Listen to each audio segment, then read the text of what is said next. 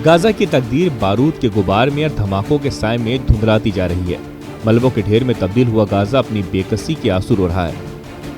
यहाँ के बाशिंदे अब हवा, पानी और खाने की जंग के मौत का निवाला बन रहे हैं। इजरायली फौजों के हमलों से जर्रा जर्रा गाजा तबाह हो चुका है। ऐसे में एक बड़ी खबर सामने आ रही है जो फिलिस्तीनियों के लिए किसी आघात से कम नहीं। दरअसल गाजा पट्टी में हालात बेहद गंभीर हो गए हैं। इजराइल और हमास के बीच चल रही जंग को अब करीब 22 महीने हो चुके हैं और लंबे समय के संघर्ष ने गाजा को पूरी तरह तबाह कर दिया। हर तरफ मलबा नजर आता है, पूरा इलाका खंडहर सा नजर आता है। ऐसे में इजराइल की ओर से एक बड़ा ऐलान किया गया है। प्रधानमंत्री बेंजामिन नेतन्याहू के कार्यालय ने बताया है कि इजरायली सुरक्षा मंत्रिमंडल ने गाजा शहर पर कब्जा करने की योजना को मंजूरी दे दी है। प्रधानमंत्री कार्यालय ने एक बयान में कहा कि सुरक्षा कैबिनेट ने हमास को हराने के लिए नेतन्याहू के प्रस्ताव को मंजूरी दे दी है। इस फैसले का सीधा मतलब है कि इजराइल अब गाजा के उन इलाकों पर भी नियंत्रण हासिल करना चाहता है जो अभी तक उसके कब्जे में नहीं है। इजराइल के एक अधिकारी ने बताया कि इस योजना को धीरे धीरे लागू किया जाएगा ताकि हमास पर दबाव बढ़ाया जा सके।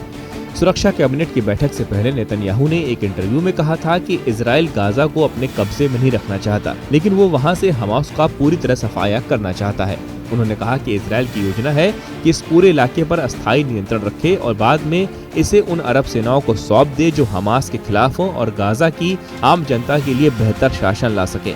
उनका मानना है कि इस तरह से गाजा में स्थायी शांति और सुरक्षा सुनिश्चित की जा सकती है। इस पूरे संघर्ष में गाजा को सबसे ज्यादा नुकसान उठाना पड़ा। हजारों फिलिस्तीनी मारे जा चुके हैं और लगभग 20 लाख लोग बेहद कठिन हालात में जीने को मजबूर हैं। वहां अब न खाना बचा है, न दवा और न बिजली और न ही सुरक्षित घर।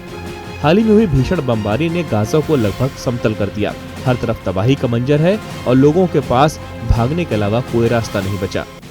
अब सवाल ये उठ रहा है कि अगर गाजा खंडहर बन चुका है तो वहां की आम जनता को कोई सुरक्षा, सुविधा या भविष्य नजर नहीं आ रहा, तो क्या इजराइल की ये नई योजना वहां स्थायी शांति ला पाएगी या ये संघर्ष और अधिक बढ़ेगा?